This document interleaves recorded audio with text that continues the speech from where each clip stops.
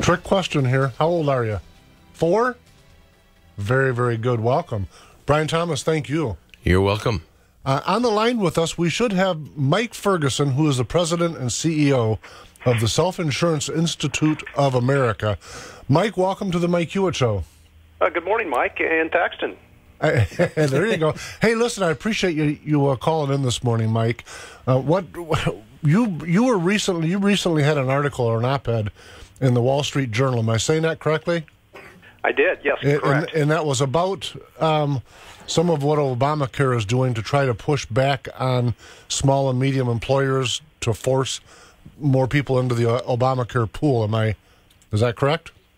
Yeah, largely correct. It's talking about what some concerns we have, not necessarily with the ACA itself, but the regulatory bureaucracy of the Obama administration and how they might use the rulemaking process to make it more difficult for companies to operate self-funded health plans. First off, I'm a huge advocate of self-funded insurance and have been long before I ever heard of President Obama or as I affectionately refer to it, Marxist care, because we're clearly on the path to a single-payer, government-funded, only insurance possible you can get kind of process. And one of the things I find most frustrating, even within talk radio, is that Obamacare, the actual debate over Obamacare has become somewhat passé, and people's eyes glaze over and they're going, wait, it's the law of the land, stop. The Supreme Court has had their say, and so let's quit talking about it and move on. And the problem with it is, in my view at least, the Supreme Court was wrong, and the Supreme Court has got a history of being wrong on some big decisions throughout America's, and I don't think this is something that we can just set down on. I look at healthcare, frankly, not trying to be shrill, but as one of the things that actually tipped over the Soviet Union, and so when I see the path that we're on with common sense, a common sense answer, things like what you're working on, seems so obvious to me. I don't understand why it is that it escapes so many people as the cure. Well, it's of course hard to argue with some of your points there, and we certainly appreciate your support of what we're doing in the self-insurance marketplace. I would add on to what you're saying, just to give a finer point in terms of what we're talking about is, clearly debate over Obamacare is ongoing. From our view is in representing the companies in this marketplace, it is, regardless of the other larger arguments, it is currently the law of the land. The companies that are operating self-funded plans, they just want to be able to continue to do that within the constructs of the law. What we're concerned about is the administration going above and beyond what the statute provides. And I won't bore your listeners with the dry details, but there's certain tools that the regulators could use to make it more difficult for self-insurers to operate their plans. And our view is simply this, is that regardless of what your view is on the Affordable Care Act overall, this self-funded segment of the marketplace, which, by the way, about 100 million Americans get their health benefits through self-funded plans when you add up private employers, union plans, and municipalities. This segment of the marketplace is working well.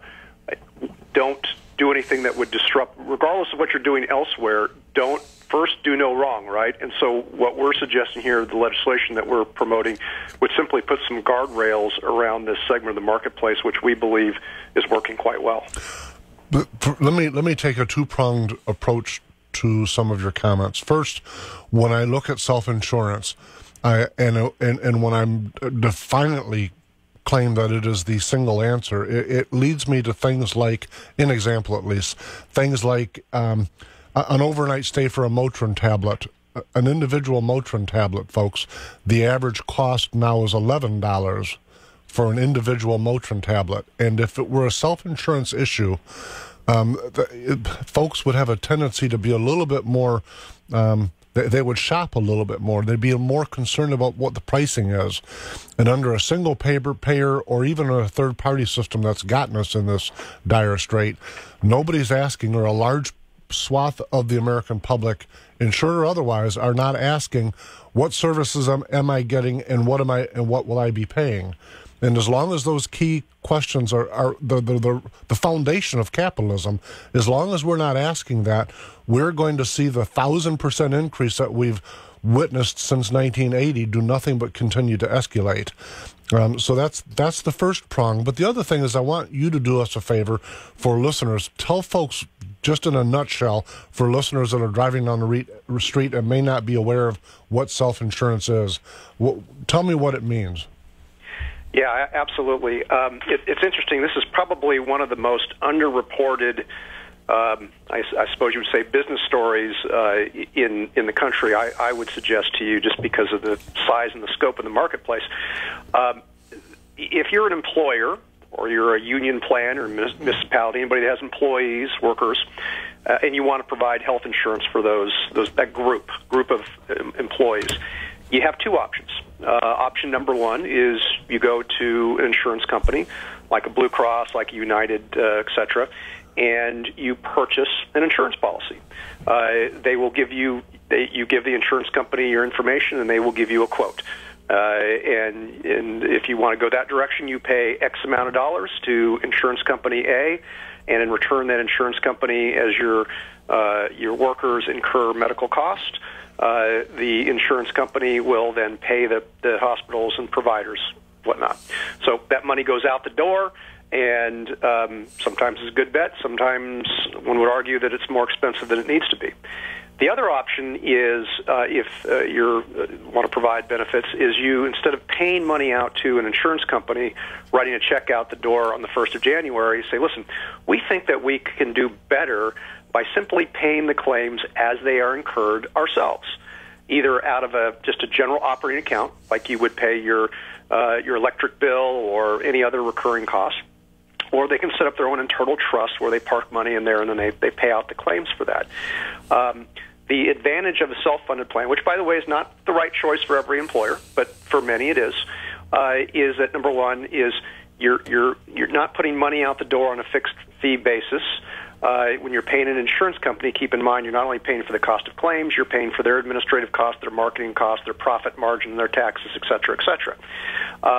So typically, a self-funded plan that's managed well over a longer term typically oftentimes saves money, not always, and not on a year by each year can be somewhat different, so it's not a guarantee. But if you manage your plan well, usually you can save money. And then the other big thing among some other ideas is that you can customize the plan to best meet the needs of your particular workforce. So if you have a workforce that has a certain type of demographics, whether it's younger, older, male, female, in a certain geographic region, you can tailor the benefits that best meet your workforce as opposed to buying a one-size-fits-all policy. I got to tell you, to me, that makes just crystal clear sense. But I'm assuming, so correct me where I'm wrong, and maybe you can elaborate when I'm through with the point. As I understand it, the Obama administration, or those folks that are in charge of Obamacare, are working to try to prevent what is working very well for self-insureds to an end. My guess is that they're trying to take those folks who probably have a tendency to be a healthier pool of people and pour those numbers into Obamacare, because frankly Obamacare is upside down right now.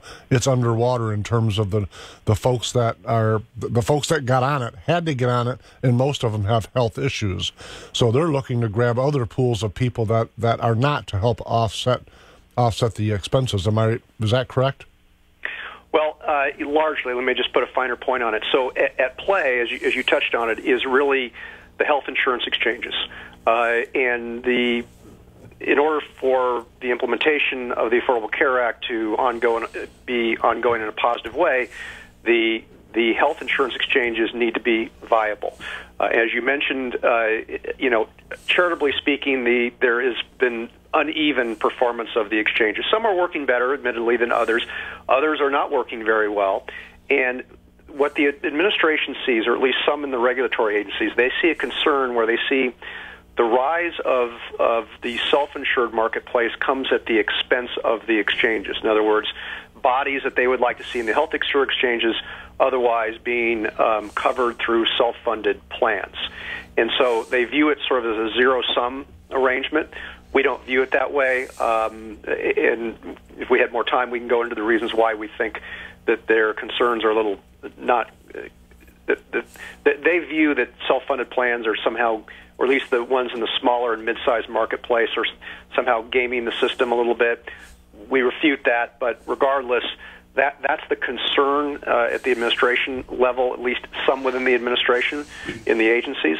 And so there's been circumstantial evidence to suggest that they are looking at ways to make it more difficult for smaller, mid-sized employers to operate the self-funded plan. So really, that is kind of where we're at right now. And then to come back on your first prong, before you asked me to talk about the basics of self-insurance, just real quickly, you talk about the cost of health care and the accountability. You know, it's hard to get at the underlying cost drivers directly, but I think you're correct that as a self-funded plan, when you get that medical bill and you see they're charging you $90 for a Motrin, most self-funded plans have a pretty now robust bill review component to them, where they'll go in and look at making sure that the bills are accurate and try to negotiate the best rates possible to keep an even playing field between the payer and the provider to the extent possible. But it's still a challenge. It's a challenge for the fully insured world, and it's a challenge for the self-insured world.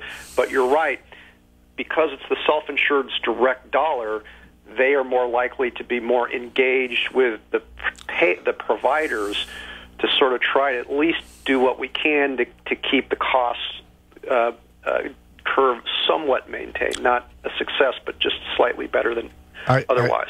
Listen, I often use an analogy, Mike. I say, imagine walking into a Ford dealership, could be a Chevy store, doesn't make a difference to me. You walk into a store and you're looking at a moderately priced vehicle and you say to the salesperson, how much is the Ford Focus? And the salesperson says, it's $5 million. And you shriek, $5 million, what are you thinking? And he says, what do you care? You're not paying for it. To me, that is the health industry at its current standing. And as long as the American public, by the way, if you do a person on the street interview, and I've done this, and ask people about shopping for health care, their eyes, they look at you like you're an absolute moron. Why would I do that? Regardless of what plan they're on, typically, whether it's Blue Cross or the government or Obamacare, their response has always been consistently, that's not my responsibility, that's what my insurance does. And obviously the insurance typically doesn't care. They think, it appears to be, I'm on the outside looking in, but they seem to think that if you spent 6 days at U of M Ann Arbor and your bill was $100,000, and you're willing to pay the result of that in increased premiums and in less service coverages and outrageous deductibles, they don't care. They're going to put their percentage of profit on it, their administration fees, and they're going to rock and roll. And it's incumbent upon citizens to say, stop this. We're not doing it anymore. I really passionately believe that. So when I look at mechanisms, I'm a huge advocate of savings plans for health care, along with what you're working on. Anything, frankly, that returns any shred of responsibility to the citizens, because until that happens, this ride is just going to continue over the edge of the cliff.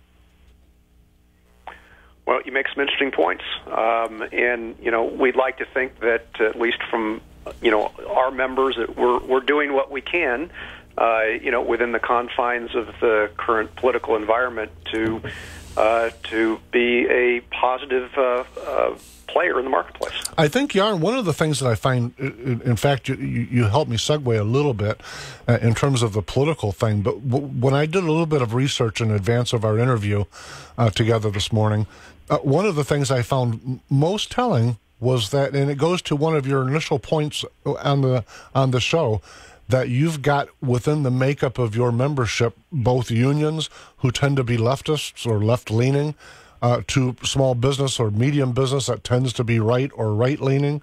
This is not a partisan issue. To me, it's a common sense issue. It's really not, and we try to make this point, and it cuts, and it's again, and unions, and people don't realize. I mean, a lot of municipalities self-insure, businesses of all types, all sizes, in all different regions of the country, blue states, red states. It's a pretty big constituency, but we're trying to do a better job. This is one of the reasons I'm joining you here this morning, as well as some of your colleagues at other radio shows across the country, is to raise the awareness of this, because it is such an important component of the healthcare marketplace. Hey, Mike, this is Matt. I'm sitting here with Mike Hewitt. Question for you. Who's really the pusher and the driver of all this? Is it the insurance companies or the politicians? Because I've heard profit margin, I've heard profits from both of you guys this morning, and when I hear everything you guys are talking about, I think this is really, in my opinion, driven more by the major insurance companies to drive their profits, like you guys are saying. Well, great softball question. Thank you. Let me see if I can hit it. It's actually there's sort of two groups that we are challenged with. The first is some policymakers that see it from a policy standpoint. They just believe that self-insurance is not helpful to the broader healthcare reform goals, and they see it as and I think it's fair to say that these are individuals, policymakers that view, moving towards a single payer type system is probably where we need to go. The other group is, as you touched upon, I think the traditional health insurers, because this is the growth of self-insurance, in the last few years has really been in the smaller and mid-sized marketplace, which is the bread and butter for the traditional insurance carriers. Years back, I mean, if you go back, 10, 20 years, always and up until currently, the Fortune 1000 companies have always been self-insured. Always been. I mean, there would be a very odd exception for a very large company not to be self-insured. It would be an anomaly. But where the growth is in the smaller and mid-sized marketplace, and we have seen insurance companies, particularly at the state level. We have, my op-ed talked about some concerns that we have at the federal level, but there's also areas that state regulators can make it more difficult for companies to self-insure. Amen. And in the last year, we've had at least 3 states where, the dominant traditional insurance carrier has been pushing for tighter regulation of self-insured plans. And it's a pretty crass motive. I mean, it's market share. Look, Mike, I've got to stop us because we're out of time, but do me a favor. Is there a place where listeners can go to find out more about this and the things you're working on? Absolutely. Go to our website, which is SIIA.org, selfinsurancinstituteofamerica.org. Mike Ferguson, listen, I genuinely appreciate you being on the show, and as this thing gets a little further down the tracks, I hope to have you back. Thanks. I appreciate the time, and would love to be back when there's more to talk about. Very nice. Folks, we'll be back in just a little bit with our next guest, who is Stu Sandler on VoteSpotter.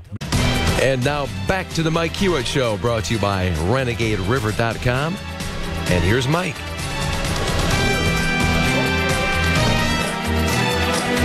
And his son Paxton. Where'd I get Maxton at? Must be the cool, crisp air out there is getting to me. Listen, folks, on the line with us this morning, we've got Stu Sandler, who is a consultant for VoteSpotter, which is an app, and he's going to tell us all about it. As I understand it, first off, welcome to the show, Stu. Thanks, Mike. Thanks for having me. Good. Hey, as I understand VoteSpotter, this is a nonpartisan kind of app that people can use on their smartphones. Is that right? Absolutely. It's a great application, which you can download to your phone at votespotter.com. You basically download it, track legislation and legislators that you want to see how they vote, and then you can send them messages of approval or disapproval based on their voting record. I bet you they just love you guys. Well, I think it's a great way to keep citizens informed, and I bet they love that because, for too many, these elected officials try to explain what their votes are, and people don't really have any knowledge of it or way of tracking it. And VoteSpotter is a great tool to keep both connected. Listen, it should come with a little bit of a warning sign or some kind of disclaimer label, because I know back in the early 2000s, when I started watching votes very closely, I ended up running for office, okay? so you've got to be really careful with this stuff, folks. Well, I actually saw an interesting display of this. Earlier in the year, I was at a Republican County Party meeting. A state legislator got up to talk about the pros and cons of Proposal 1 and ended it by saying that they were going to be opposing Proposal 1, and that was the constitutional amendment that did a lot of things, including raising the sales tax for roads. Someone in the audience stood up and said, "This makes no sense. I'm looking at VoteSpotter. You actually voted to put this on the ballot." Very nice. And they took it aback and said, "Well, I did it just to, make sure that you guys had a chance to vote on it, but it just showed you sort of how the citizenry can get involved." I was at a similar meeting years and years ago, and the state representative at the time said, I hope that we can get hold of the budget so that I don't have to vote for the sin tax.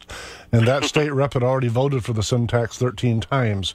I thought, so we're not wanting to vote for it again. We won't count the first 13. But everyone in the room clapped because nobody at the time was following things that close because, frankly, it was so cumbersome to do.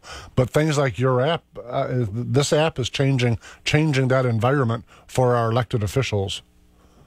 Yeah, no, I think VoteSpotter is great, and again, it's free, and it's at votespotter.com, and anyone can go on, download it, and help keep better track of what's going on in the government today. I downloaded it just now. I'm logging in. Excellent. Very, great. very nice. And it is nonpartisan, folks, so it doesn't matter who your representative is or who you like or what have you. Is that right? Absolutely. It's nonpartisan, and you can do it at the state and federal level. So, it's a great tool, and there's no party bias in it. We just want to help people keep better informed. How this is brand new or relatively new? Is that right? Yeah, it's relatively new. But again, we've been able to grow our base of using it by 10 times, and we're hoping that we can grow it by 100 times. Oh, I bet you can, as people find out, because Matt sitting beside me literally had it on his iPhone. Was that 30 seconds, Matt? Yeah, 30 seconds I had it up. Boom, logged done. in less than a minute. So tell me mechanically, Stu, in fact, Matt's probably going to do it while we're talking, but okay, so I've got the I've got it downloaded on my iPhone, and I want to follow, saying I'm in the 2nd District and I want to follow Bill Huizenga. How easy is it? It's very easy. All you do is search for your legislator. Once you find him, you enter it into your application, and you can keep a tab of which legislators you're following, and then you can search by bill as well. Very, very. So when you say by bill, you're saying I could put in HB for House Bill 4050, and it would track that thing down. By bill number and by search word. How's it getting the information? That's mechanically, how does it get the information? It's a little above my pay grade. My guess is that there are sites all over the country that track this, and it's kind of, my guess is it amalgamates that. But I don't build it, I just use it. I can tell you that for the last decade, I've used MichiganVotes.org for the Michigan legislature, which is was put together and advanced by the Mackinac Center for Public Policy, I believe. And that does a great job, too, of tracking and really providing additional information. Stu, that's the one that got me in trouble and caused me to run for office. So that is the warning. But I think it's so important for folks, and we're always talking about, to have an informed and virtuous electorate, and they've been talking about that since our founding, but it's becoming more and more easier to get the information with things like what you folks have done, and harder for folks to say, I can't find a way to know, because the information is so accessible. You can pull over on the side of the road and have it in 10 seconds. And man, if you really want to, at this point, we're at a point in society where people that are ignorant are willfully ignorant. They're that way on purpose. Absolutely. Shame on someone for not staying involved. I recognize people have a lot of busy things going on in their lives, but with tools like VoteSpotter, you can be involved for a little amount of time. Just important that people make the investment. How's it paid for you guys on a business level? I mean, somebody's put a lot of work into this, and of course, you're not free. You're on the line advocating it. Is it advertising? How does it? Actually, I don't know how the economics of the company work. They just approached us and asked us to start, talking about it, and we were happy to do so because I think it's a great product. Yeah, it is. I'm very, very impressed.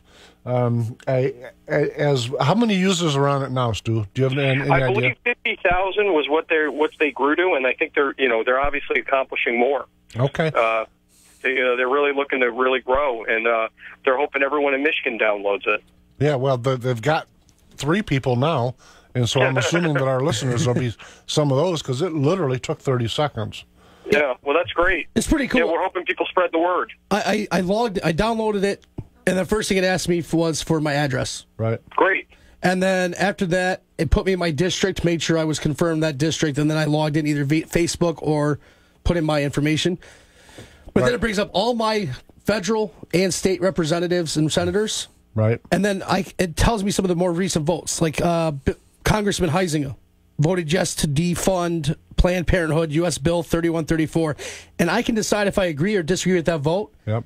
And then once I hit agree, I can actually email or call his office right from here. So you can good for you. Yeah. Or if I disagreed, I could call him and say, hey, what do you think of Bill? Yeah. But this is a pretty neat app. It's very cool. And what the people at VoteSpotter are trying to do is not only keep the electorate informed of what their legislators are doing, but also keep the legislators informed of what the electorate thinks of their votes. Just to move one little pebble, the reason it asks for addresses, folks, is so that it can look to know who your local state representation and state senator is. I could, in my mind, I could picture some people driving on the road going, they're just collecting information. That's not it. They have to know that to know who represents you. You hit it right on the head. I mean, they're trying to make this easy for people to track what their legislators are doing. It's truly an easy program. And of course, I'm fairly partisan. I'm a little partisan. Am I partisan? Can be. Yeah, I'm a wee bit partisan, but I've never been accused of being nonpartisan myself. So. Well, I got to tell you, I like it, but I use it not only for my own representatives. I sat and played with it last night for probably 45 minutes, looking at different representation around the state of Michigan, and it works very, very smooth. Even a non-techie like me, I was pretty adept at just flying right through it. Simple stuff, good stuff. Yeah, no, I think the guys at VoteSpotter did a great job of building it. Like you said, it's real easy to use. And if you go to votespotter.com, it's easy to download. Works on all smartphones and iPhones and all that? Yep. Okay. iPads, all any smartphone or tablet can use it. Very, very nice. So it's votesmarter.com. VoteSpotter. VoteSpotter. VoteSpotter.com. VoteSpotter.com. Very, very cool. Listen, Stu, I appreciate you dialing in today. If folks knew how we ended up together on this, they'd all be laughing at me. But thank you very, very much, and especially for what you're doing out there. Thanks, guys. Thanks, Mike. Really appreciate it. Take care. Very, very good. Folks, we're going to go to a break, but we will come back and dive right into the Enigma Report, which I think you're going to like today. We'll be right back. Yo app. Download it now. And now back to the Mike Hewitt Show, brought to you by RenegadeRiver.com. And now we slide into the Enigma Report. Can you handle it? I bet wherever Jim Riley's at, he's laughing right now.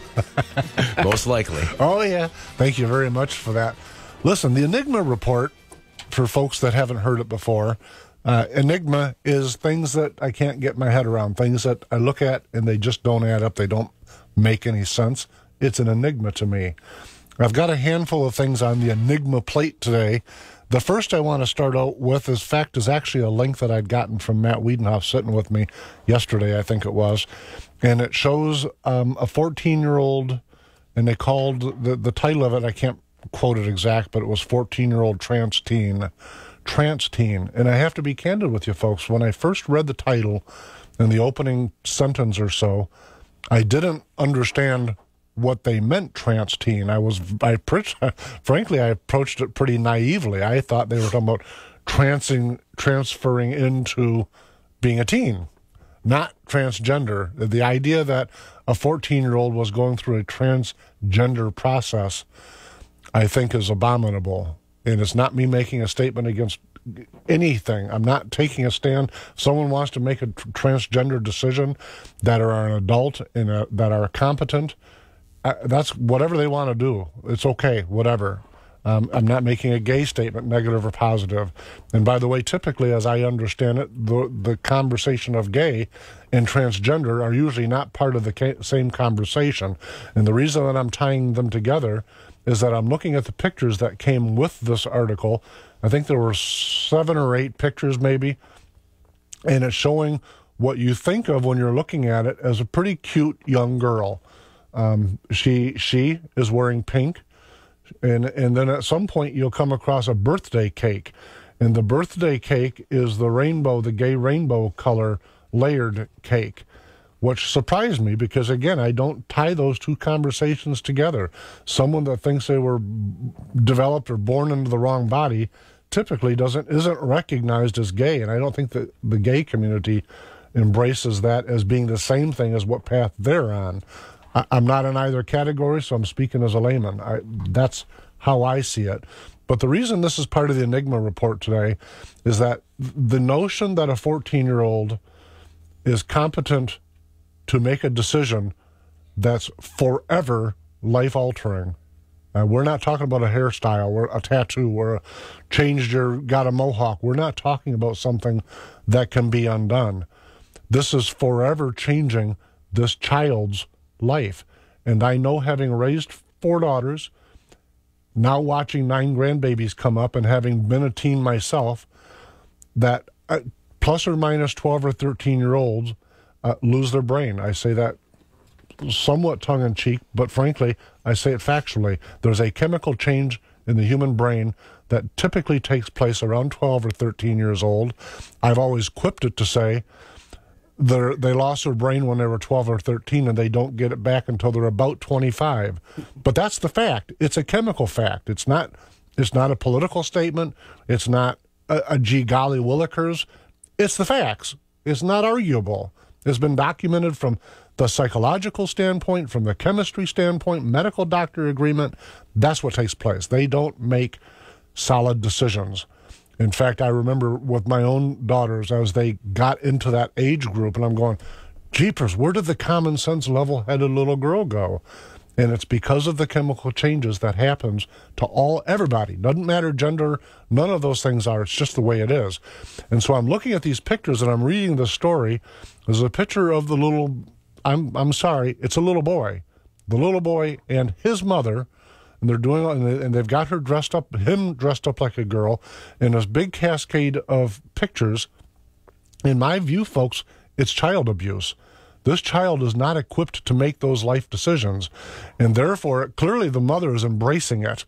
I'm uber embracing it, and she is obviously the person that's making the choice for that little boy to make such a dramatic change. She's got to sign as a parent.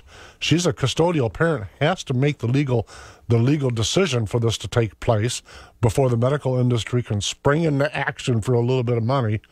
When I read the article, as a parent, I'm aghast. I just am.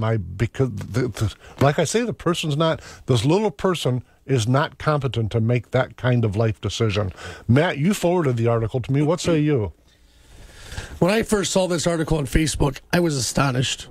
Obviously, transgender is the big hot topic right now. When you got Jenner, Big Brother this year had their first transgender contestant.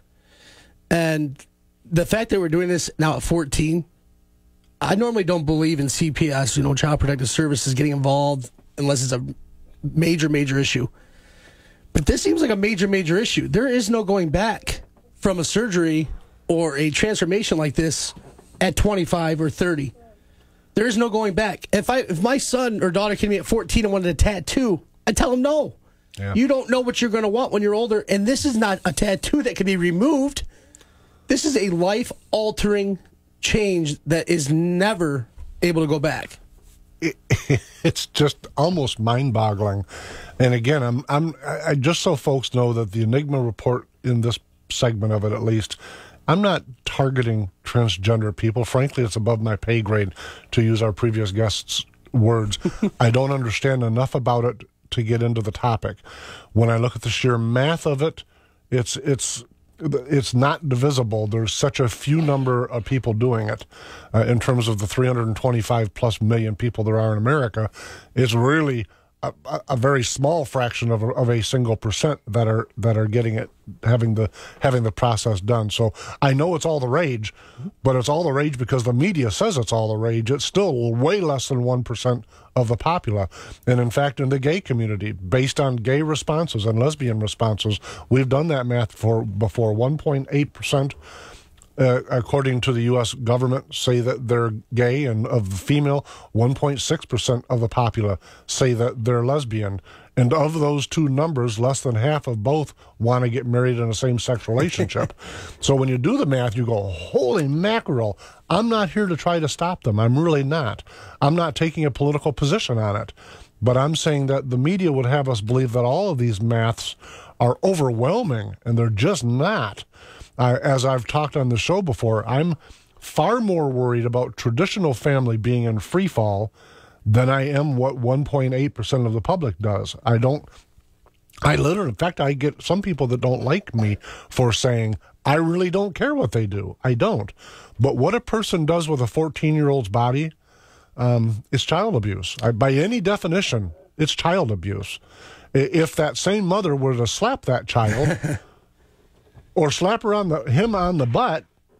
Oh no! Then that would be a critical call in the Nazis. But when they alter the sex of the child, that's okay, and it's front page news, and all of the social media is abuzz with it. I go, what the heck kind of society do we have that think it's okay to permanently alter someone's gender for a decision they're making when they're 14, 13, 12 years old? I'm watching some of the responses on this thing that they've posted with the article. Yep. And people are praising the mother and praising the child for the ability to do this and the courage. Yet they'll flip and demand CPS get involved and the government get involved if a parent shames their child for doing something wrong as a discipline action. My mom found out my brother one time had dined and dashed. She turned around and made him... dashed. She went to a restaurant and skated without paying? Yep. We used to call it hot lunching. She made him go back in and pay it. Yeah? I remember driving him back to the restaurant and him having to go back in shamed. Good for him. It. He never did it again. It was a life lesson. Yep. CPS would have been called now, though. How dare you embarrass your child? Well, she should have said, listen, now that you've stolen that food, I'm going to have a transgender surgery done on you. That will teach you a lesson. Everybody would have praised that decision. It'd have been, wow, what a great mother. Folks, I'm sorry. I just think this is uber the top. It's an enigma to me. I don't get it. And I got to tell you something worse than not getting it. I don't want to understand it. Because whatever convoluted thought process goes into thinking it's okay to do that for a 14-year-old, it's not something I want to get my head around. And I'd be thinking the same thing, like I said, if this was a tattoo or something else that's life-altering for a child to make the decision. This isn't even about the transgender, like you said, Mike. This isn't even about that at all. To each their own. Really isn't. You want to dress like a woman and you're a guy, great. If you want to dress like a guy and you're a woman, great. I'm all about free choices. I do not care. When you're able to make them. A 14-year-old is not able to. I'm not even sure if a 14-year-old can decide if they want to live with their mother or father in a divorce yet. Yeah, they can. They can make that. So that's one of the 12 in the state of Michigan. There's 12 criteria that a judge has to use to determine, and that is on the list of the desire. And by the way, they measure each one and then do the math. So they'll say, okay, we're at from 0 to 100% on item 1. You're at 70% on that one. You're only at 30% on this one. Some of the other criteria is the homestead that the child wants to move to. Is it a safe environment? Is it financially secure? I can't remember the list, but there's 12, and that is one of them that the judge needs to and does. Is law causes that judge to take that into consideration. But deciding to live with mother or father in a divorce circumstance is a wee bit different. Hating to use that term, it's a wee bit different than altering your physical body for the rest of your life and something that's never gonna be undone. No, that's what I mean. Even that decision, there's a bunch of criteria. In fact, well, the first political involvement I I became active with was in a little group called Voices for the Children of Divorce. That was my first engagement in politics, if you will. And what we found is that when a child wanted to move from mother to father or father to mother, if it wasn't a fight, if there wasn't some big court drama where everyone gets their ego in the middle of the deal, everyone, I'm the best parent. No, you're not. I'm the best parent. You're rotten. Nope, you're rotten. You go, wait a minute. Didn't you guys live together for 15 years and slept together and had 4 kids, and now you guys think you're each Danubian slime devils? And it's part of that is just ego silliness. Having said that, when there's no legal course and the child is allowed to make a parental move from one to the other, in 9 out of 10 circumstances, the child moves back to the original custodial parent. Mm-hmm. Okay, went there, found out it wasn't freewheeling. I couldn't have gobs of money and show up at midnight, so I'm going home again. That's typically, overwhelmingly, what happens. That's not the case with a transgender surgery. No, there's no going back. You can't say, jeepers, this isn't near as fun as I thought it would be. I'm going to go back. Grab the Gorilla Glue. I don't think Gorilla Glue, that's funny. I don't think that's going to happen. So Brian Thomas' big grin slides on his face. That's funny. Listen, enough of the 14-year-old that's been abused by her parent, and I passionately believe one more thing on this. Is there any responsibility on the doctor? No, I don't know about I'm certainly not a lawyer. But I mean, do you think there should be, the doctor should have maybe sat down with the mom and said, we're not able to do this, or maybe we do some counseling with this child before this decision, try to prolong the process? I think you're probably on the right path with that. If I were a doctor, of course, people can tell by the tone that I've taken with this topic. And by the way, it's the same with my firearms. I take the same approach when I look at. Yes, if I sell you a gun, I make some money. That's what I'm in business for. But if I think you're a nitwit, you're not getting a gun from me. It's just that simple. So I know this is not politically correct to say anymore, but I do reserve the right to do business with whom I think is a safe individual. So if you come into my little shop and I think you're a nitwit, you're not leaving with a firearm. I don't need to make $30 or $40 that bad, and that's the average gross profit on a firearm.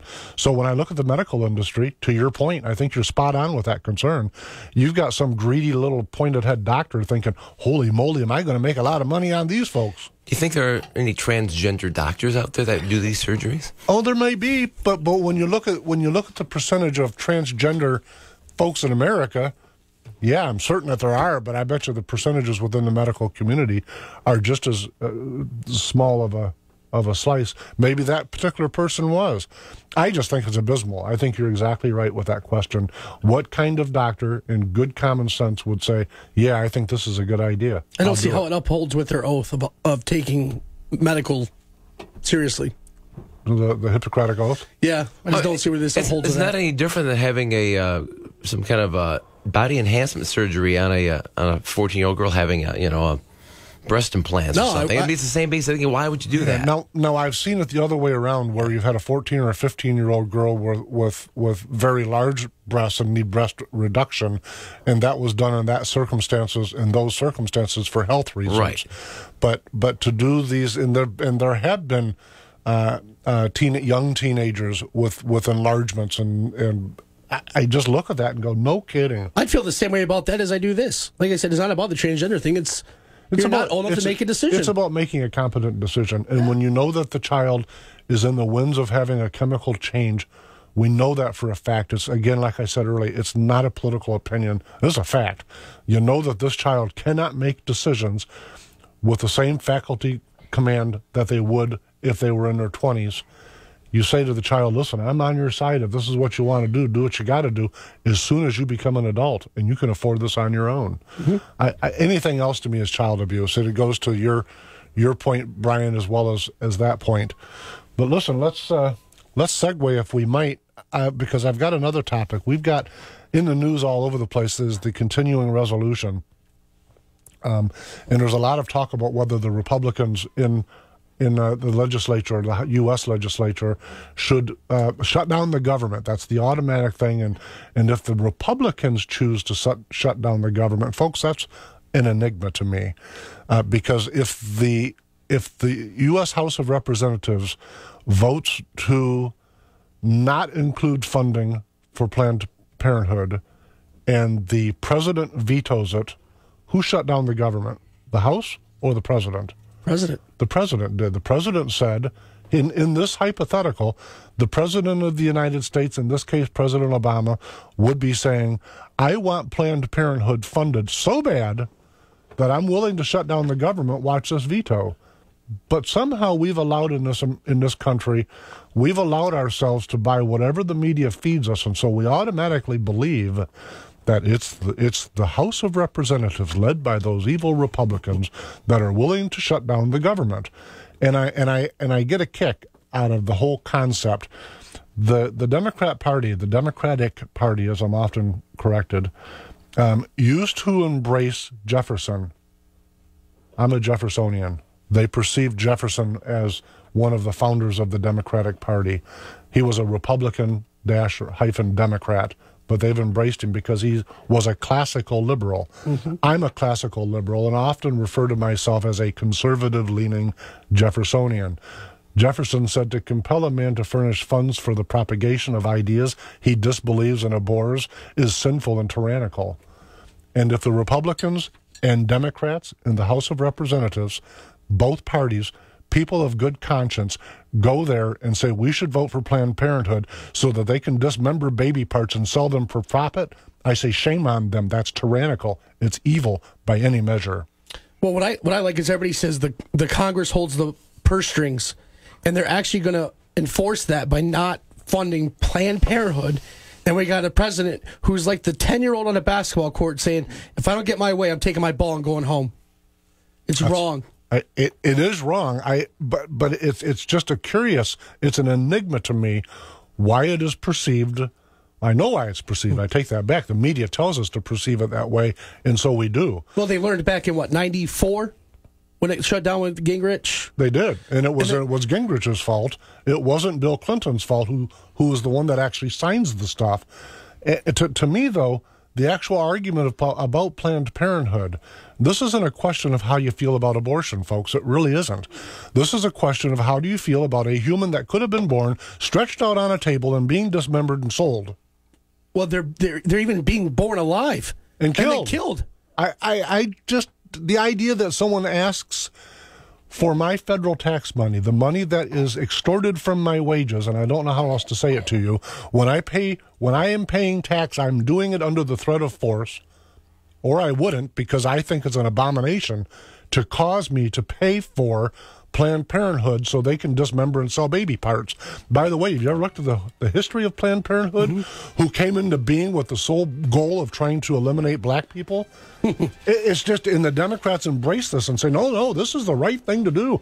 It's evil by any measure. That organization, if it can exist on its own because people are willing to do business with it, great. But don't steal my money and give it to them. They continue to rewrite history. That's how I see it. I'm flabbergasted. It's an enigma to me that folks, regardless of party, don't pause and look at the morality or lack thereof at watching these videos. And the videos were misleading. The person was drinking a glass of wine talking about how to save the brain. Bragging. Folks, it's evil. It is evil, evil, evil.